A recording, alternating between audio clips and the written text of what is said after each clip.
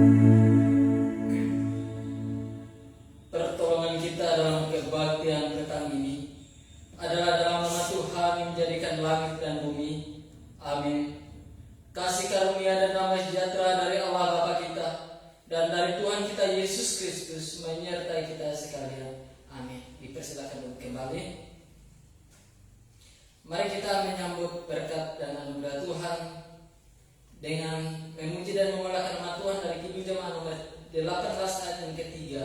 Allah hadir, oh percaya dan berdoa padanya dan seterusnya.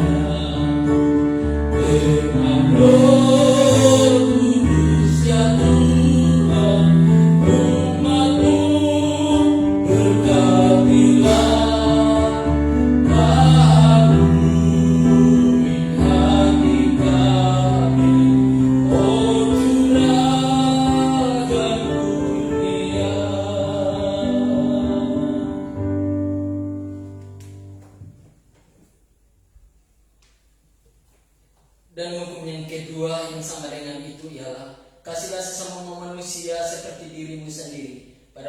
Pada kedua hukum inilah tergantung seluruh hukum Taurat dan kitab para nabi. Ini menjadi nas pembimbing kita terambil dari Matius pasal ke-22 ayatnya yang ke-39 hingga ayat yang ke-40. Saya mengundang jemaat Tuhan dimanapun berada untuk kita bersama-sama bangkit berdiri. Mari kita memperbarui iman kita dengan pengakuan iman rasuli di hadapan Tuhan. Mari kita mengatakan bersama-sama. Aku percaya kepada Allah, Bapa yang Maha Kuasa, Khalik langit dan bumi, dan kepada Yesus Kristus, Anak yang tunggal Tuhan kita, yang dikandung daripada Roh Kudus, lahir dari anak darah Maria, yang menderita di bawah pemerintahan Pontius Pilatus, disalibkan, mati dan dikuburkan, turun ke dalam kerajaan maut. Pada hari yang ketiga, bangkit pula dari antara orang mati, naik ke surga, duduk di sebelah kanan Allah, Bapa yang Maha Kuasa, dan akan datang dari sana untuk menghakimi orang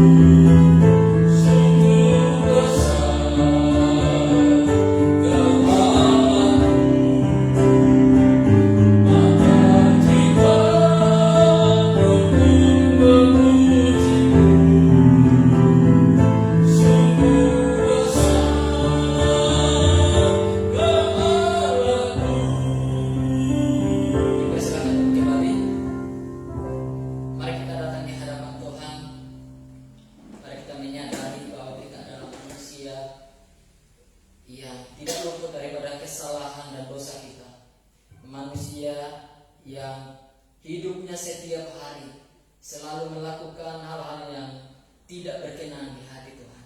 Mari kita datang di hadapan Tuhan di dalam doa. Kita berdoa.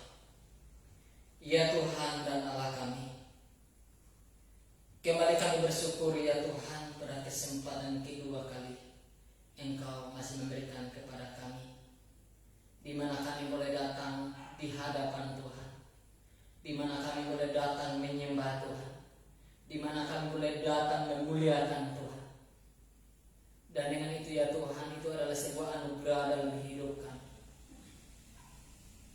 Dan di kesempatan itu ini juga ya Tuhan, kami menyadari bahwa kami adalah manusia yang tidak layak untuk datang di hadirat Tuhan yang kudus. Oleh sebab itu kami minta pengampunan daripada Tuhan. Kami memohon kasih karunia pengampunan dari Tuhan untuk melayakkan kami, terus kami masuk di dalam kekudusan, untuk kami terus masuk dalam menyembah Engkau. Ya Tuhan, terima kasih untuk setiap kesempatan yang terus Engkau berikan kepada kami.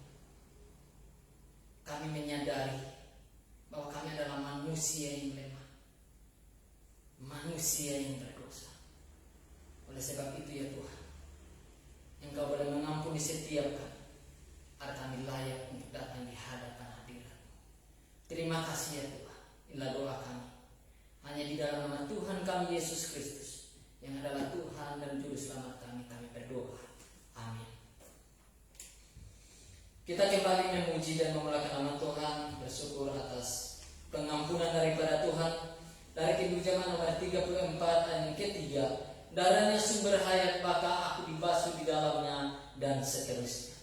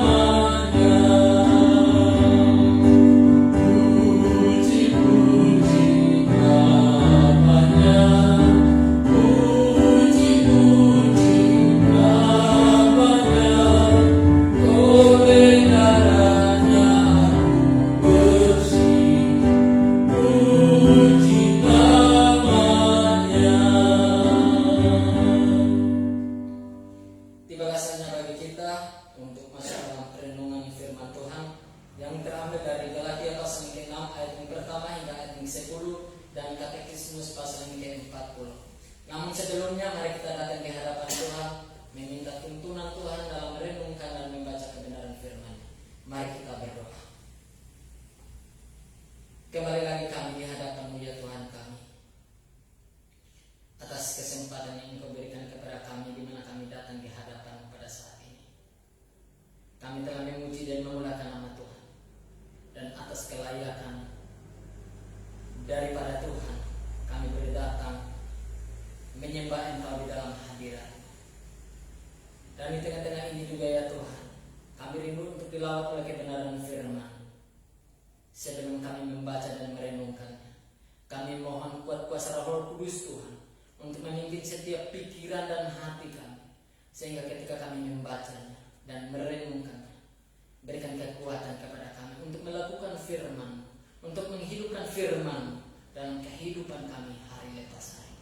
Terima kasih ya Tuhan, Engkau urapi anak-Mu yang akan menyampaikan firman, biar apa yang disampaikan oleh anak-Mu itu semuanya berasal daripada. Terima kasih ya Tuhan, inilah doa kami. Hanya di dalam nama Tuhan kami Yesus Kristus kami datang dan berdoa. Amin. Bapak Ibu Saudara-saudara yang saya kasih dalam Tuhan kita Yesus Kristus, dalam kesempatan kedua ini, di mana Tuhan memberikan waktu yang begitu indah kepada kita untuk kita datang di hadapan Tuhan, mari kita bersama-sama membuka Alkitab kita. Bagi setiap kita yang saat ini sedang mengikuti persekutuan petang pada hari ini, mari kita bersama-sama membuka Alkitab kita dari Galatia pasal ke-6 ayat yang pertama hingga ayatnya yang ke-10. Dengan perikop di atas, saling membantulah. Saudara-saudara, kalaupun seorang kedapatan melakukan suatu pelanggaran, maka kamu yang rohani harus memimpin orang itu ke jalan yang benar dalam roh lemah lembut, sambil menjaga dirimu sendiri, supaya kamu juga jangan kena pencobaan. Bertolong-tolonglah menanggung bebanmu, demikianlah kamu memenuhi hukum Kristus. Sebab kalau seorang menyangka bahwa ia berarti, padahal ia sama sekali tidak berarti, ia menipu dirinya sendiri. Baiklah tiap-tiap orang memuji pekerjaannya sendiri, maka ia boleh bermegah melihat keadaannya sendiri dan bukan melihat keadaan orang lain. Sebab tiap-tiap orang akan memikul tanggungannya sendiri. Dan baiklah dia yang menerima pengajaran dalam firman, membagi segala sesuatu yang ada padanya dengan orang yang memberi pengajaran itu. Jangan sesat, Allah tidak membiarkan dirinya dipermainkan, karena apa yang ditabur orang itu juga yang akan dituai. Sebab barang siapa menabur dalam dagingnya, ia akan menuai kebinasaan dari dagingnya. Tetapi barang siapa menabur dalam roh, ia akan menuai hidup yang kekal dari roh itu. Jangan kita jemu-jemu berbuat baik, karena apabila sudah datang waktunya, kita akan menuai jika kita tidak menjadi lemah. Karena itu, selama masih ada kesempatan bagi kita, marilah kita berbuat baik kepada semua orang, tetapi terutama kepada kawan-kawan kita seiman. Dan dalam perenungan kebenaran firman Tuhan ini, kita dibawa dalam Katekismus Heidelberg minggu yang ke-40, pertanyaan 105 hingga 107. Pertanyaan yang 105, apa yang Allah tuntut dalam perintah yang ke-6? Menjadi jawabannya, agar aku baik sendiri maupun dengan bantuan orang lain, tidak menghina, membenci, menganiaya, atau membunuh sesamaku manusia dengan pikiran, dengan perkataan, atau dengan sesuatu isyarat, apalagi dengan perbuatan. Sebaliknya, aku harus membuang segala dendam, kesumat, dan juga tidak boleh menganiaya diri sendiri atau dengan sengaja membahayakan diri. Oleh karena itulah pemerintah menyandang pedang untuk mencegah pembunuhan. Pertanyaan yang ke-106. Tetapi rupanya perintah ini hanya mengenai pembunuhan saja? Dan jawabannya, dengan melarang pembunuhan, Allah mengajar kita bahwa Dia membenci akar pembunuhan itu, seperti dengki, benci, amarah, dan dendam, kesumat, dan menganggap semua itu sama dengan pembunuhan. Pertanyaan 107. Tetapi sudah cukupkah kalau kita tidak membunuh sesama kita manusia seperti tersebut di atas? Dan menjadi jawabannya, belum. Karena dengan melarang dengki, benci, dan amarah, Allah memerintahkan pula supaya kita mengasihi sesama kita, manusia seperti diri kita sendiri, dan bersikap sabar, suka damai, lembut, murah hati, dan ramah terhadapnya, sedapat-dapatnya, menghindarkan dari segala sesuatu yang dapat merugikan dia, dan juga berbuat baik terhadap musuh kita. Bapak Ibu saudara-saudara yang saya kasih dalam Tuhan kita Yesus Kristus, demikian pertanyaan katekismus bagi kita dalam mendalami kebenaran firman Tuhan pada petang hari ini. Dan setelah kita membahas pada minggu lalu tentang tema utama dalam sebuah lingkaran, yaitu kuasa, di mana kita harus menghormati yang diberi wewenang oleh Tuhan dalam memimpin kita, baik itu pemerintah, baik itu majelis gereja, dan juga orang tua. Hukum ke-6 ini berhubungan dengan sebuah lingkaran atau tema utama, yang adalah hidup manusia dan relasi atau hubungan. Sama seperti pada hukum kelima, bahwa banyak hal yang berada di bawah payung atau lingkaran hukum keenam ini, dan bukan hanya persoalan membunuh saja. Bapak Ibu saudara-saudara yang saya kasih dalam Tuhan kita Yesus Kristus, maka ketika kita berbicara tentang hidup manusia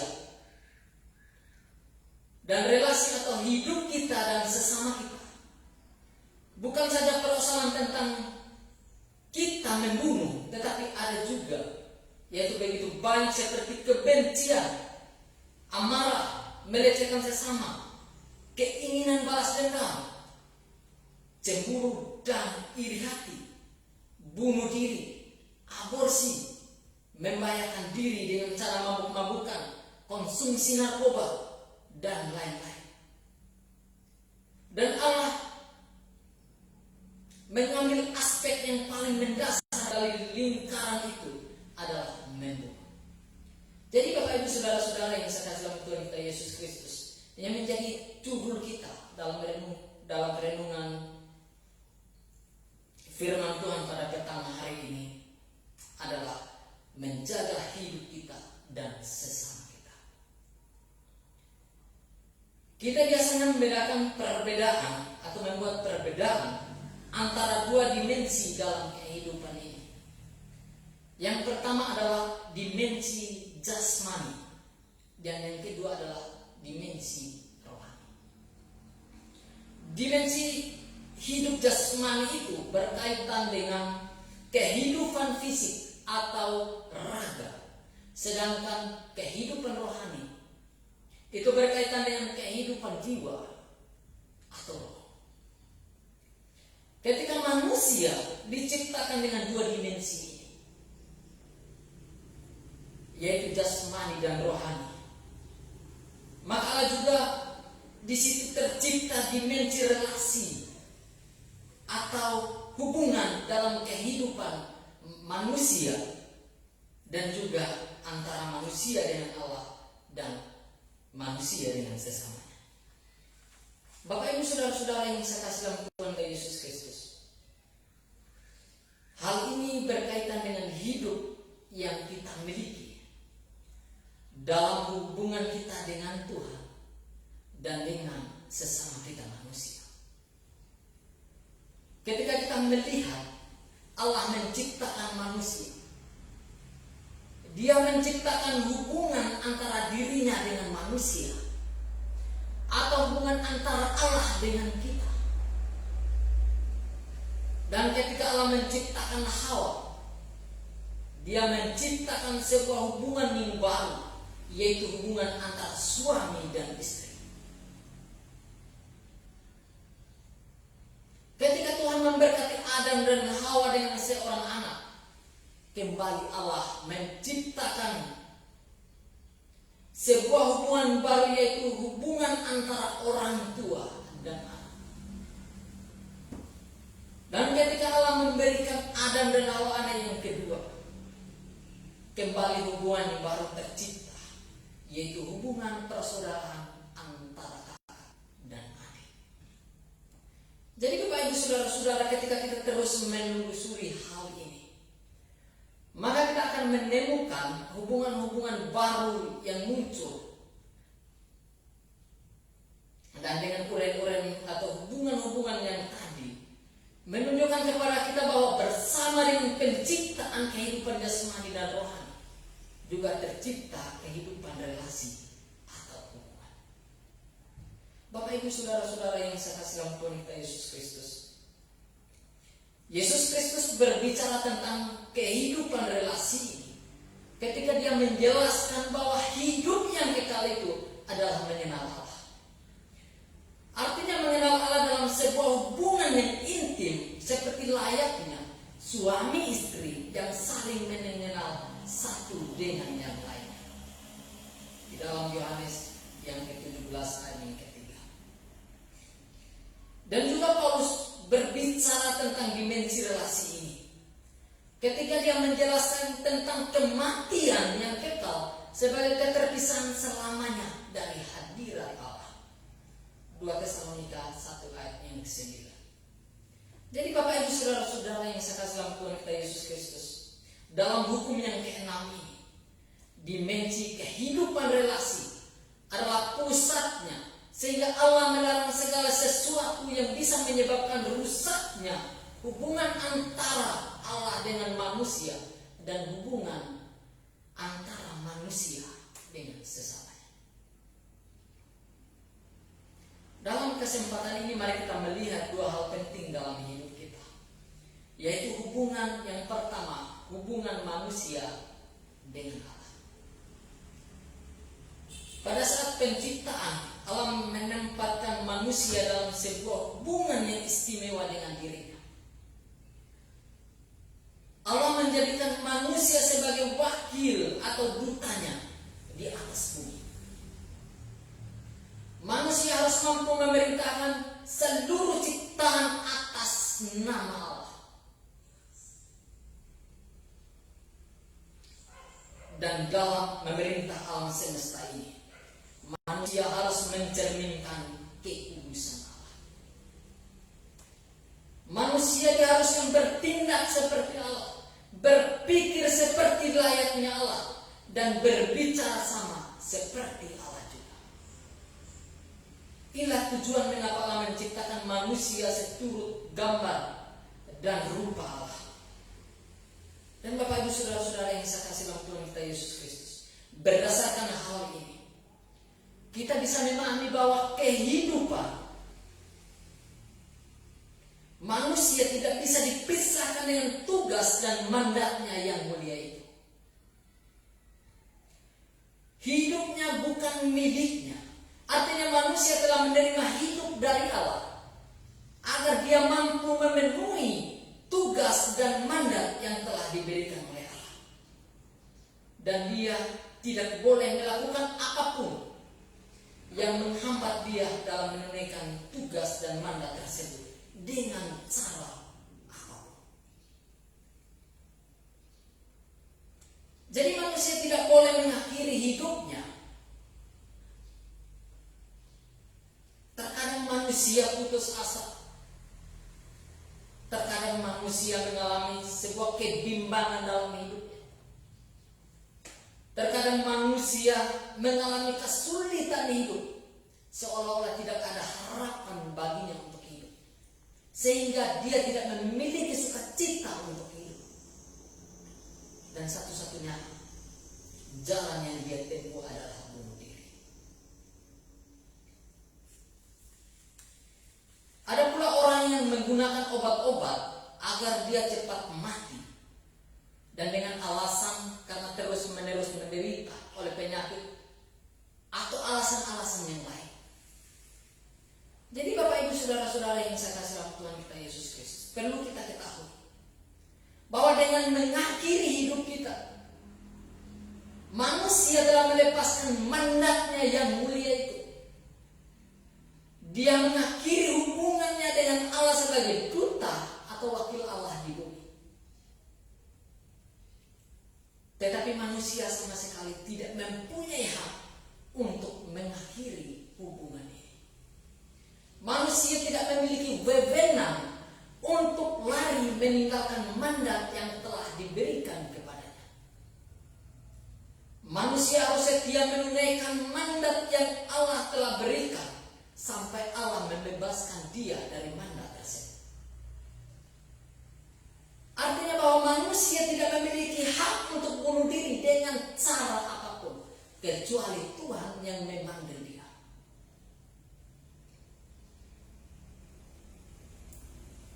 Mungkin ada pernyataan yang kita sering dengar.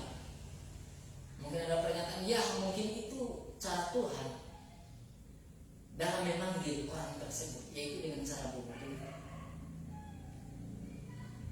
Saya mau kasih tahu bahwa itu hanya suatu alasan untuk menutupi diri kita yang lari dari tanggung jawab, dan Allah tidak pernah memperkenankan hal itu.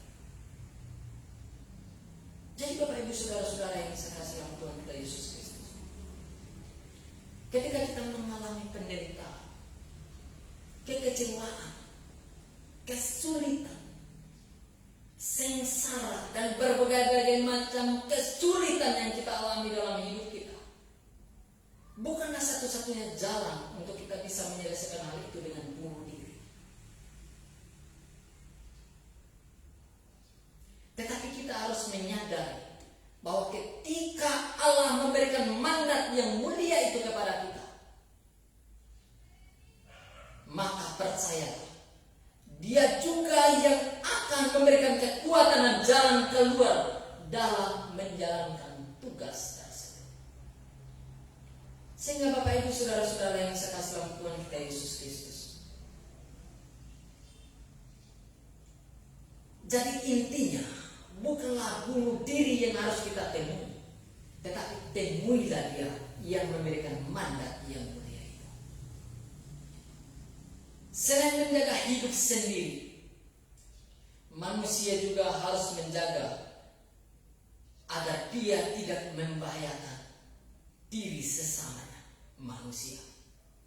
Jadi sama seperti dirinya, sesama manusia juga harus menerima tugas dan mandat yang sama, di mana orang-orang atau sesama kita juga menerima mandat yang sama yang diberikan oleh Allah, menjadi duta di dalam dunia ini. Sehingga kita tidak boleh melakukan apapun yang bisa menyebabkan sesama kita gagal dalam menunaikan mandat yang telah diberikan kepadanya. Jadi Bapak Ibu Saudara-saudara yang saya kasih dalam Tuhan kita Yesus Kristus, hal yang kedua yang harus kita pelajari pada petang hari ini adalah hubungan manusia dengan sesama. Hubungan manusia dengan sesama itu kita sudah membahas dan sebelumnya, bahwa kita ketika Allah menciptakan manusia, Dia juga menciptakan hubungan manusia dengan manusia lainnya. Dan Allah menciptakan hubungan ini agar manusia bisa memiliki persekutuan dengan sesamanya dan saling tolong menolong dalam menjalani hidupnya.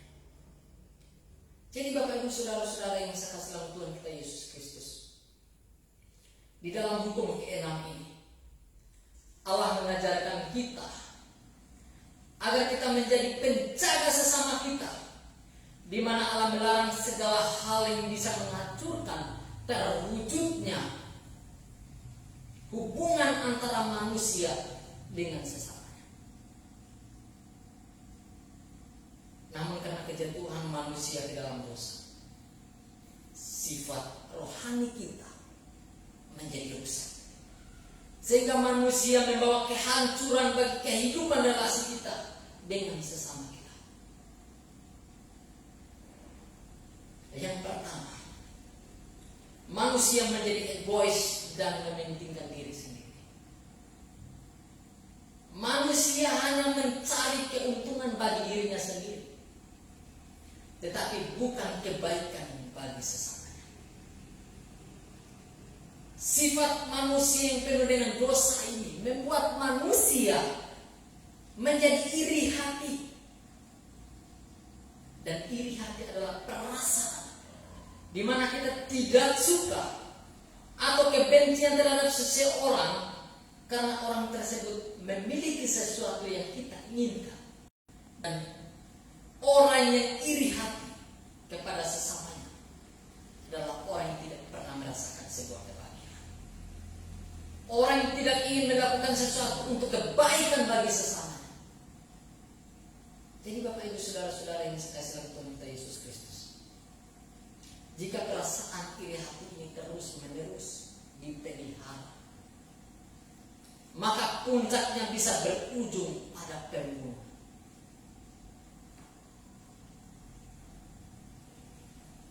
Hal yang kedua, manusia selalu menunjukkan watak yang tidak mau mengampuni. Berbicara tentang mengampuni adalah sesuatu hal yang mungkin mudah bagi kita untuk kita ngomong, tetapi sulit untuk kita lakukan dalam hidup kita.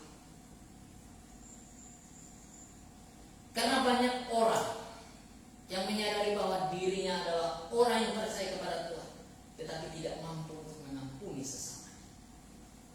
Banyak orang yang mengaku diri bahwa dia adalah pengikut Kristus, tetapi sekali dia disakiti, maka selamanya dia tidak akan mengampuni.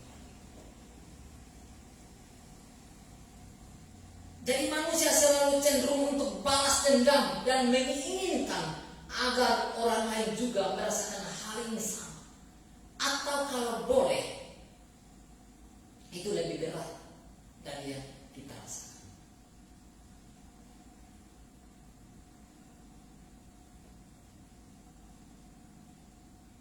Dan jika perasaan ini menumpuk dan mencapai kepada puncak, hal ini juga bisa berujung pada pembunuhan. Bapak Ibu saudara-saudara yang saya kasih Tuhan kita Yesus Kristus, hal yang ketiga dari akibat kejatuhan manusia ke dalam dosa, dalam relasi hubungan antara sesamanya, yaitu manusia tidak lagi dipenuhi dengan rasa kebencian kepada sesamanya. Kebencian adalah keinginan untuk tidak memiliki hubungan apapun dengan sesama manusia. Jadi ketika seseorang membenci seorang lainnya, maka itu berarti dia sama sekali tidak lagi berhubungan dengan orang tersebut. Dan jika kebencian ini begitu membara di dalam dirinya, maka ia akan berusaha untuk memutuskan hubungan secara permanen, yaitu caranya dengan membunuh.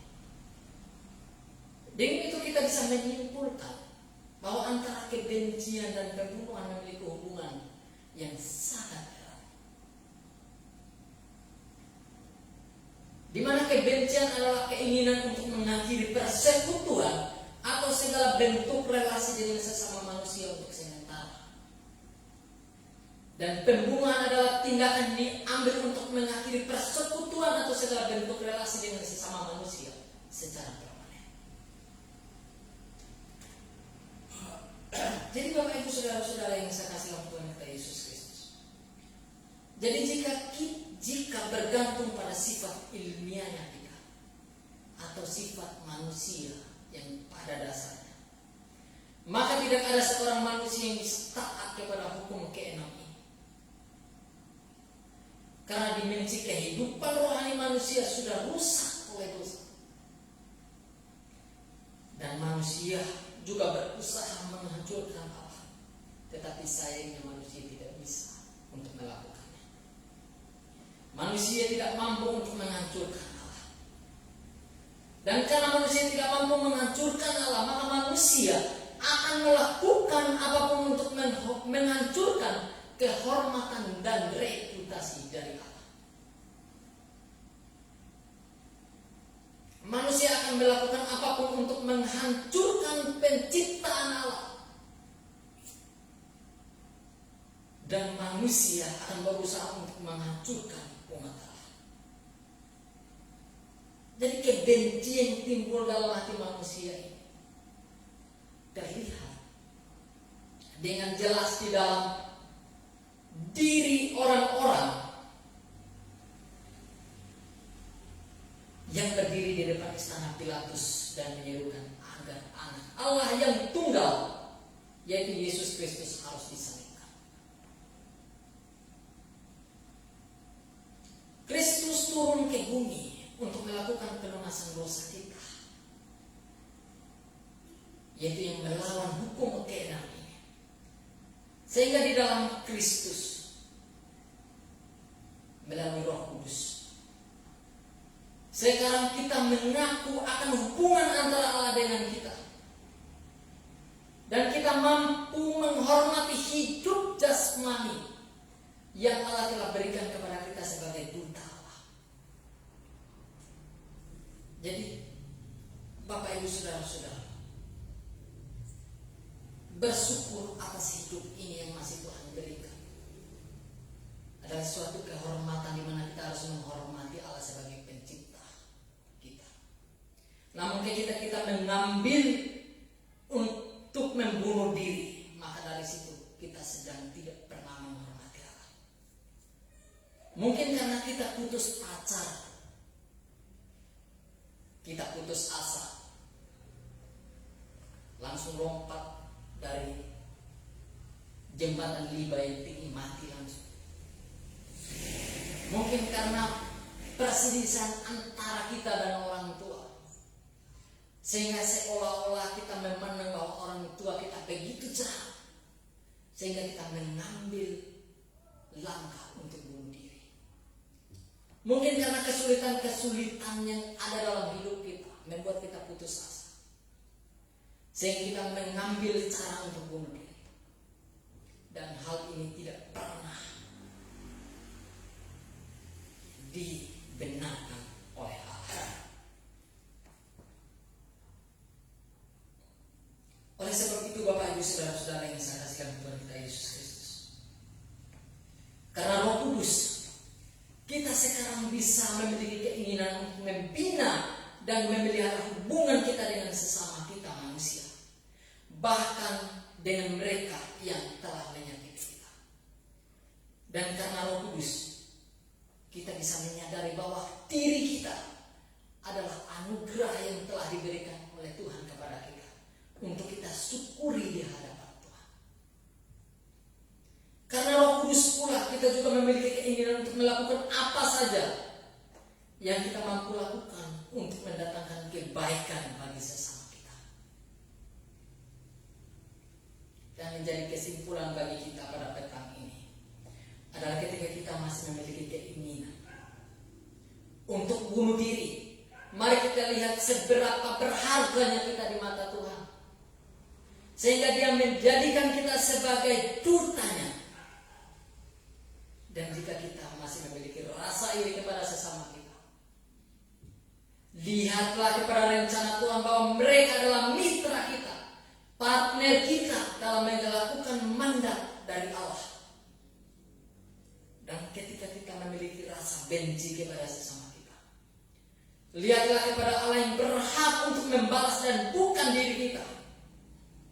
Dan dengan itu kita bisa memahami bahwa tidak ada satu alasan apapun untuk kita tidak mengasihi sesama kita. Tidak ada satu alasan pun untuk kita untuk tidak mengasihi Allah. Dan dengan itu Bapak Ibu Saudara-saudara yang saya kasihkan Tuhan kita Yesus Kristus, mari kita di dalam Kristus oleh karena pembaharuan Roh Kudus, mari kita hidup sebagai orang Kristen sejati. Mari kita menjalani hidup ini sebagai pengikut Kristus sejati. Amin.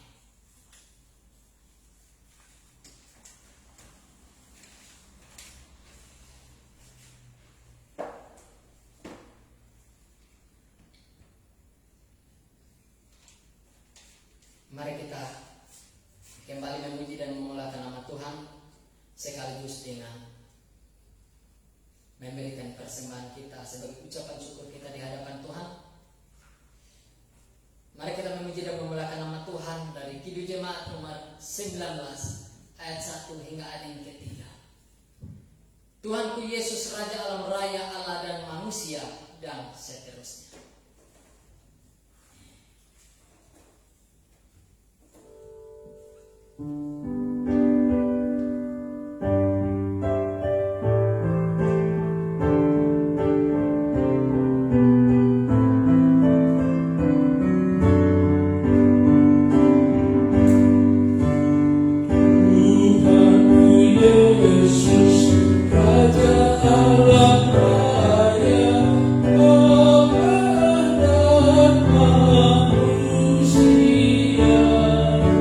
Oh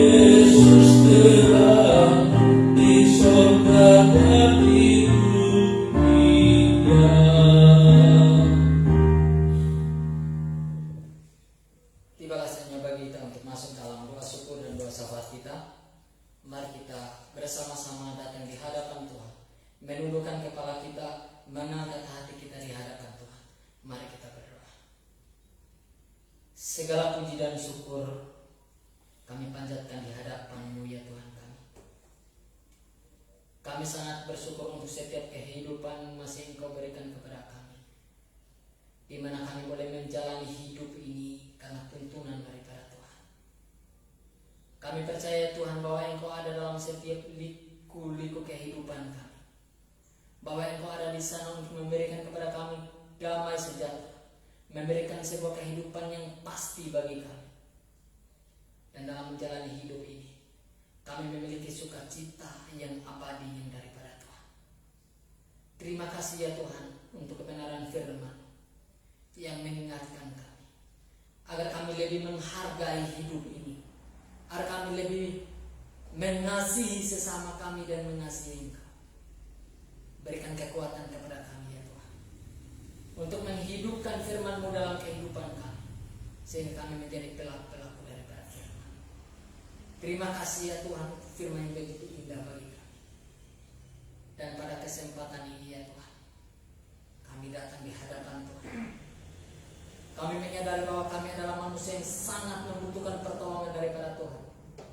Kami adalah manusia yang tidak mampu menjalani hidup ini seorang diri. Kami sangat membutuhkan dan memerlukan pertolongan daripada Tuhan. Pada kesempatan ini ya Tuhan, kami menyerahkan kehidupan jemaat Gereja Reformasi Kupang dimanapun mereka berada. Kiranya Engkau ya Tuhan boleh memberkati kehidupan mereka, memberkati setiap pekerjaan, memberkati setiap aktivitas mereka, memberkati setiap perkuliahan mereka dan pendidikan mereka. Dan biarlah mereka boleh merasakan akan pemeliharaan Tuhan yang begitu nyata dalam hidup mereka, sehingga mereka tetap melihat pada karya Tuhan yang begitu luar biasa. Dan pada kesempatan ini juga Tuhan, kami berdoa untuk setiap anak-anak Tuhan yang mungkin dengan sengaja tidak mengikuti persekutuan bersama dengan kami, apapun menjadi kesibukan mereka. Kami berdoa ya Tuhan, Engkau juga boleh memberkati mereka. Engkau juga Tuhan boleh memberikan sukacita dalam hidup mereka, dan berikan kesadaran kepada mereka bahwa mereka adalah manusia yang tidak bisa apa-apa tanpa Tuhan, agar mereka boleh datang bersekutu, memuji dan memuliakan dengan Tuhan bersama-sama dengan kami, meskipun kami boleh beribadah lewat persekutuan online ini. Namun kami percaya Tuhan bahwa Engkau ada dalam setiap langkah kehidupan kami. Ya Tuhan, pada kesempatan ini juga kami berdoa untuk setiap anak-anak Tuhan yang saat ini mengalami sakit penyakit oleh karena macam-macam penyakit, terkhususnya bagi anak-anak Tuhan yang saat ini mengalami sakit karena COVID. Kami sebagai manusia ya Tuhan, kami tidak mampu melakukan apapun. Kami percaya bahwa Engkau adalah Allah kami, Allah yang mampu untuk melakukan segala sesuatu dalam hidup kami, Allah yang mampu untuk membangkitkan orang mati. Dan kami percaya Tuhan bahwa Engkau adalah Allah yang mampu untuk memulihkan dan memberikan kesembuhan kepada kami. Dan biarlah itu semuanya terjadi atas kehendak Tuhan, bukan karena kehendak kami. Biarlah dengan kejadian-kejadian yang menimpa kehidupan kami boleh belajar bahwa hanya kepada Tuhan saja kami boleh bersandar kehidupan kami. Kami boleh bersandar diri, dan kami boleh mengandalkan Tuhan dalam hidup kami. Terima kasih ya Tuhan. Kami juga berdoa untuk bangsa dan negara kami dan juga dunia ini. Kiranya Engkau ya Tuhan boleh melihat bangsa kami dan dunia ini dari kasih karunia Tuhan. Ampunikanlah setiap dosa yang telah kami lakukan, dan layakkan kami untuk menerima anugerah pengampunan daripada Tuhan. Terima kasih ya Tuhan. Kami juga menyerahkan persembahan yang telah kami berikan kepada Tuhan. Biarlah Engkau boleh memberkati persembahan ini menjadi persembahan yang berbau harum di hadapan Tuhan, dan boleh berguna dalam pelayanan di Gereja Reformasi Kupang. Terima kasih ya Tuhan. Kami menyerahkan hidup kami sepenuhnya ke dalam tangan pengasihan Tuhan. Kami percaya sepenuhnya akan pemeliharaan Tuhan, dan kami percaya sepenuhnya bahwa Engkau adalah Tuhan satu-satunya Terima kasih ya Tuhan, inilah doa kami. Ampuni setiap salah dan dosa kami. Hanya di dalam nama Tuhan kami Yesus Kristus kami datang dan berdoa. Amin. Saya mengundang jemaat Tuhan dimanapun berada, mari kita bangkit berdiri dan memuji dan memuliakan nama Tuhan dari Kidung Jemaat nomor 54 ayatnya yang keempat. Di hati kami Tuhan Kau tulis sabdamu dan seterusnya.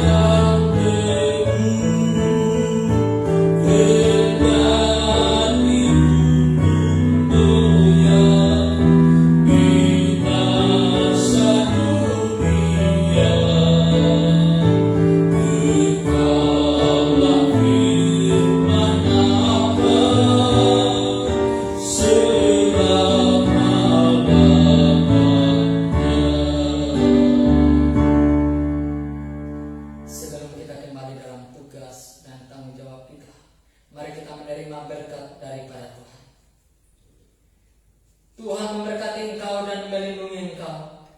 Tuhan menyinari engkau dengan wajah-Nya dan memberi engkau kasih karunia. Tuhan menghadapkan wajah-Nya kepadamu dan memberi engkau damai sejahtera dari sekarang sampai selama-lamanya. Amin. Bapa, terima kasih.